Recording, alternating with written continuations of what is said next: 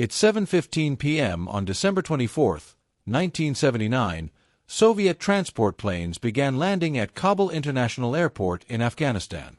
Every 15 minutes, another Ilyushin Il-76 touched down. Soviet soldiers in standard Afghan military uniforms stepped onto the tarmac. They spoke Russian. They were armed with Soviet weapons.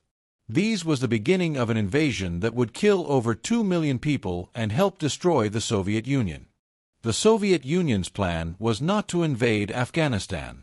Not at first.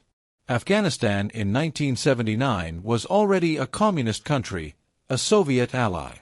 The People's Democratic Party of Afghanistan had seized power in April 1978.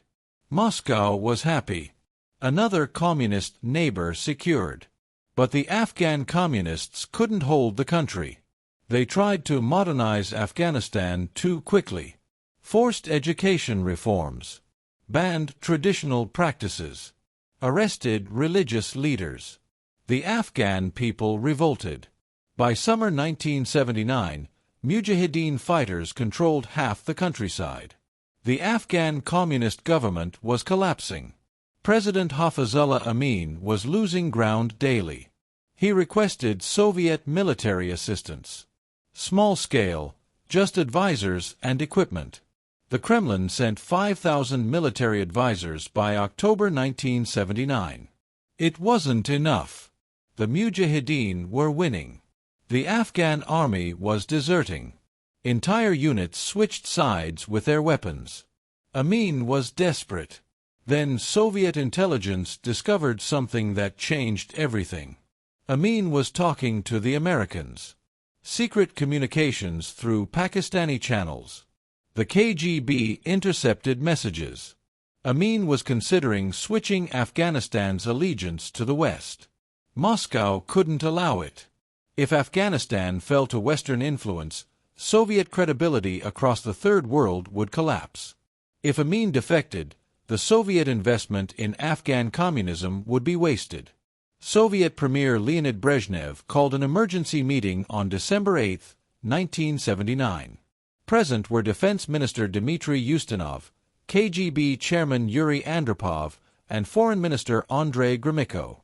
They discussed options for hours. Andropov argued for immediate intervention. Remove Amin, install Babrak Karmal, a more reliable communist leader. Secure Afghanistan before the Americans could exploit the situation. Gromyko opposed intervention. He warned Afghanistan would become a quagmire. The terrain favored guerrilla warfare. The population was hostile. The costs would be enormous. Ustinov supported Andropov. The military was confident. Soviet forces had crushed resistance in Hungary in 1956, in Czechoslovakia in 1968. Afghanistan would be the same. Quick operation, install new government, withdraw. Brezhnev was 73 years old, sick, increasingly unable to make decisions. His health had been declining for 2 years. He relied on his advisors. Andropov and Ustinov convinced him. Intervention was necessary. On December 12, 1979, the Soviet Politburo voted to invade Afghanistan. The decision was classified. Even most Soviet military commanders didn't know yet.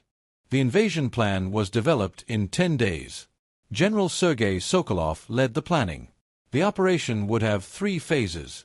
Phase 1. Insert special forces disguised as Afghan soldiers. Secure Kabul airport. Prepare for main force arrival. Phase 2. Airlift 5,000 troops into Kabul. Secure government buildings. Eliminate Amin. Install Karmal as president. Phase 3. Deploy 75,000 troops across Afghanistan. Secure major cities. Stabilize the country. Begin withdrawal within months. The plan assumed Afghan army units would cooperate. Assumed the population would accept Soviet intervention. Assumed resistance would be minimal. Every assumption was wrong.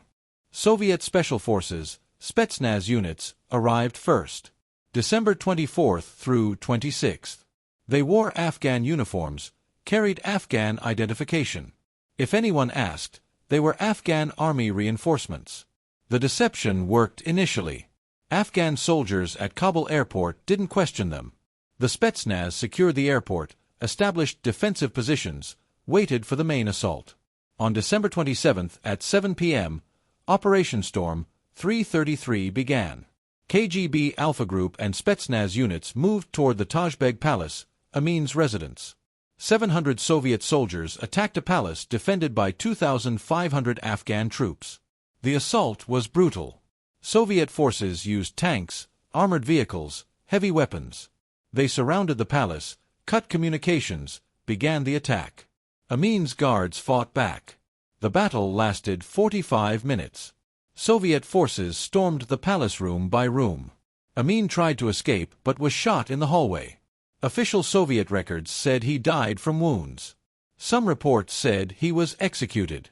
Either way, Amin was dead by 8:30 p.m. While the palace was being stormed, other Soviet units secured Kabul. They took the radio station, broadcast announcements that Amin had been overthrown, that Babrak Karmal was the new president. They secured government buildings, military bases, communication centers. By midnight on December 27th, the Soviet Union controlled Kabul. Phase 2 complete. Soviet casualties: 5 killed, 28 wounded.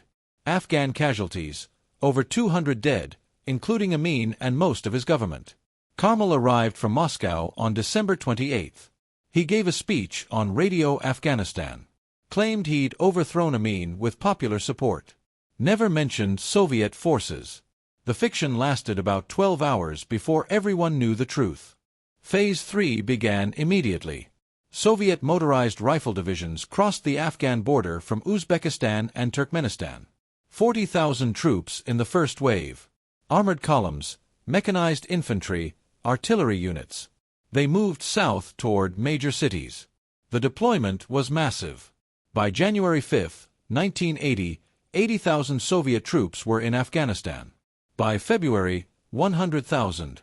They secured Kabul, Kandahar, Herat, Jalalabad, all major urban centers. They established bases, supply lines, defensive positions. Soviet planners thought this would stabilize Afghanistan. They were wrong. The Afghan people saw it as foreign invasion. Thousands who had been neutral joined the Mujahideen. Resistance exploded across the country. What had been a manageable insurgency became a national uprising. Soviet troops didn't understand what they were facing. Most were conscripts, 18 to 20 years old. They'd been told they were going to Afghanistan to provide security assistance. They arrived expecting grateful allies. They found hostile population. The terrain was impossible. Afghanistan is 652,000 square kilometers of mountains, deserts, valleys. Soviet forces controlled cities and major roads. The Mujahideen controlled everything else. 80% of the country. Soviet tactics were designed for European warfare. Tank columns, mechanized assaults, artillery barrages. Those tactics failed in Afghanistan. The Mujahideen didn't hold positions. They attacked, disappeared into mountains, attacked again. If this story is gripping you, hit that like button and subscribe. What happens next shows how a superpower's perfect plan turned into one of history's greatest military disasters. These stories matter. The lessons they teach could prevent future catastrophes. The first major Soviet defeat came in February 1980. A convoy of 300 vehicles moving supplies from Termez to Kabul was ambushed in the Salong Pass. The Mujahideen blocked both ends of the narrow mountain road, attacked with RPGs and heavy machine guns. The convoy was trapped. Soviet forces couldn't maneuver, couldn't use their armor effectively, couldn't call in air support because of weather. The battle lasted 8 hours. 17 Soviet vehicles destroyed. 44 soldiers killed. The convoy abandoned supplies and retreated. This pattern repeated across Afghanistan. Soviet forces would control an area during the day. The Mujahideen controlled it at night. Soviet convoys couldn't move without massive security. Supply lines were constantly attacked. By spring 1980, Soviet commanders realized the mission was failing. They requested more troops. Moscow sent 30,000 reinforcements by June. Total Soviet forces, 130,000. Still not enough. The problem wasn't numbers. It was strategy. Soviet forces tried to fight a conventional war against an unconventional enemy. They'd clear an area of Mujahideen, declare victory, move to the next area. The Mujahideen would return immediately. Soviet tactics became increasingly brutal. If a village supported Mujahideen, Soviet forces destroyed the village. If civilians provided food to fighters, Soviet forces bombed the area. The brutality created more resistance. Soviet helicopter gunships, Me-24 Hinds, became symbols of the war. They attacked villages, convoys, anything that moved. Afghan civilians called them flying tanks. But even air superiority couldn't win the war. The Mujahideen adapted. They learned to shoot down helicopters with heavy machine guns. They attacked Soviet bases with mortars. They ambushed patrols. They fought a war of attrition. By 1981, Soviet casualties were mounting. Official numbers were classified, but soldiers' letters home told the truth. Men were dying daily. From ambushes, from mines, from disease. Bodies were shipped back to the Soviet Union in sealed zinc coffins. The Soviet public knew nothing. State media reported that Soviet forces were providing security assistance. They showed footage of smiling Afghan children, grateful villagers. They never showed the coffins. Western intelligence agencies, particularly the CIA, saw an opportunity. If the Mujahideen could bleed the Soviet military, it would weaken Soviet global power. The CIA began funneling weapons to the resistance through Pakistan. Initially, the support was limited. Small arms, ammunition, basic supplies. Enough to sustain the fight, not enough to win. The CIA wanted the war to continue, wanted to make Afghanistan expensive for Moscow. By 1983, American support increased. More weapons, more money, better equipment. The Mujahideen received anti-aircraft guns, communications equipment, medical supplies. They became more effective. Soviet forces tried large-scale operations. The Panjshir offensives in 1982 and 1984 deployed 12,000 troops into Mujahideen-controlled valleys. They used massive firepower, artillery, airstrikes, everything. They killed hundreds of fighters, destroyed villages, claimed victory. 2 weeks after Soviet forces withdrew, the Mujahideen controlled the valleys again. The operations achieved nothing permanent except more destruction. Soviet soldiers began to understand they couldn't win. Letters home became darker. They wrote about fear, about seeing friends die, about the futility. Some soldiers began using drugs. Hashish was cheap and available. It helped them cope. Desertion was rare. Not because soldiers were loyal, but because there was nowhere to go. Afghanistan was hostile. The Soviet border was thousands of kilometers away. Soldiers stayed because they had no choice. By 1985, Mikhail Gorbachev became Soviet leader. He inherited a war that was costing 8 billion rubles annually. 15,000 Soviet soldiers dead. 50,000 wounded. No progress toward victory. Gorbachev wanted out, but withdrawing without victory would be humiliating. It would show Soviet weakness. He needed a way to exit that preserved Soviet credibility. The turning point came in 1986. The CIA provided the Mujahideen with Stinger missiles. American-made, shoulder-fired, heat-seeking anti-aircraft weapons. They changed the war. Soviet helicopter supremacy ended. Hinds that had terrorized Afghan villages became vulnerable. Mujahideen fighters could shoot them down. In the first year, they destroyed dozens of aircraft. Soviet pilots became terrified to fly low. Soviet casualties increased. Without air superiority, ground forces were more exposed. Convoys became more dangerous. Bases were harder to defend.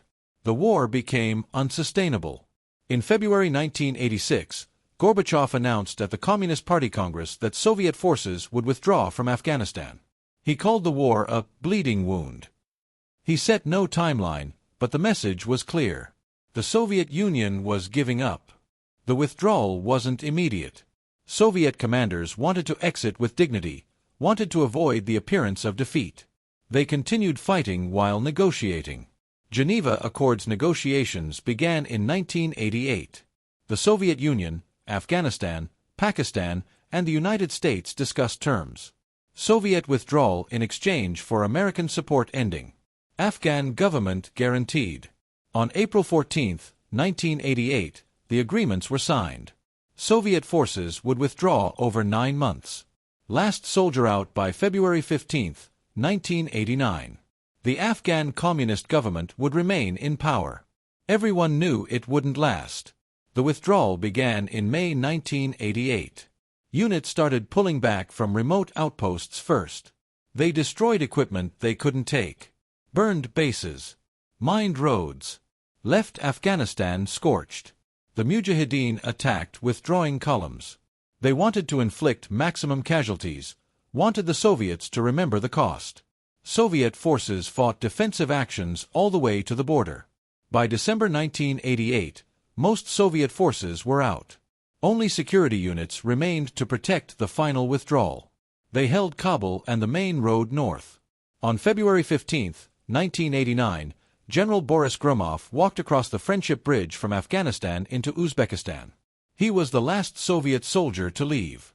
Behind him, Afghanistan was still at war. The Mujahideen and the communist government would fight for 3 more years. The Soviet invasion of Afghanistan lasted 9 years, 1 month, and 18 days. Soviet casualties: 14,453 killed in action. Over 50,000 wounded. Thousands more died later from wounds, disease, or suicide. Economic cost: estimated at $50 billion. Afghan casualties: over 1 million dead. 5 million refugees fled to Pakistan and Iran. Another 2 million displaced internally. Entire villages destroyed. Infrastructure ruined. Landmines everywhere. The war destroyed more than Afghanistan. It helped destroy the Soviet Union. The economic cost was catastrophic. The political damage was worse. Soviet citizens saw their government had lied for 10 years. Trust collapsed. Soviet veterans returned home damaged. Physical wounds, psychological trauma, drug addiction. The government provided no support. Veterans were ignored, sometimes scorned. Many became homeless, alcoholics, lost. The Soviet military's reputation was shattered.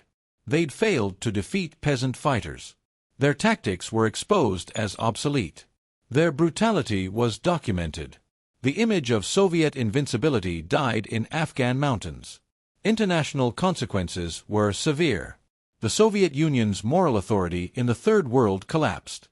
Countries that had aligned with Moscow reconsidered. The invasion proved Soviet leadership was willing to use force to maintain control. The war accelerated Soviet economic decline. Resources that should have modernized the economy were wasted in Afghanistan. The costs kept mounting while the Soviet system stagnated. By 1991, the Soviet Union collapsed. Many factors contributed. Afghanistan wasn't the only cause. But the war exposed Soviet weaknesses. It showed the system couldn't adapt, couldn't win, couldn't sustain itself.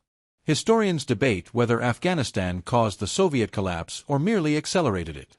The answer doesn't matter to the soldiers who died there, or the Afghan civilians whose lives were destroyed. The Afghan communist government fell in April 1992, 3 years after Soviet withdrawal. The Mujahideen took Kabul. Then they turned on each other. Civil war continued. Afghanistan's suffering wasn't over. The weapons the CIA provided to fight the Soviets remained. The fighters trained to resist occupation remained. Some would later become the Taliban. Some would become Al-Qaeda. The war's consequences extended far beyond 1989. Soviet veterans tried to warn American leaders before the 2001 invasion of Afghanistan. They said the terrain favors defenders.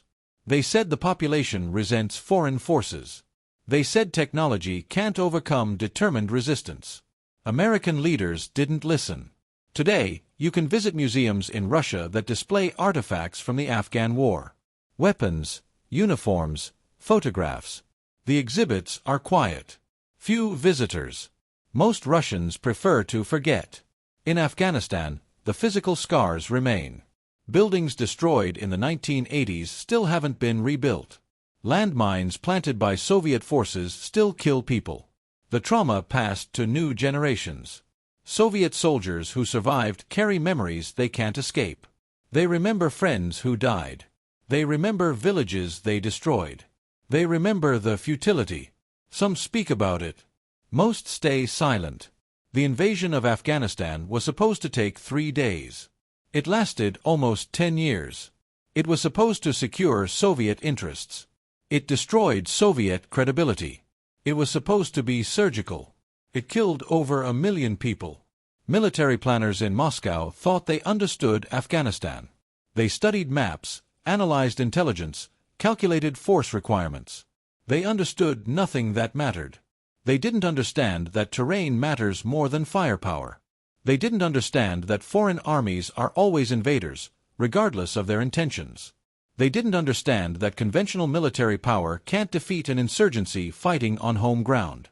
The Soviet invasion of Afghanistan proved something empires keep forgetting.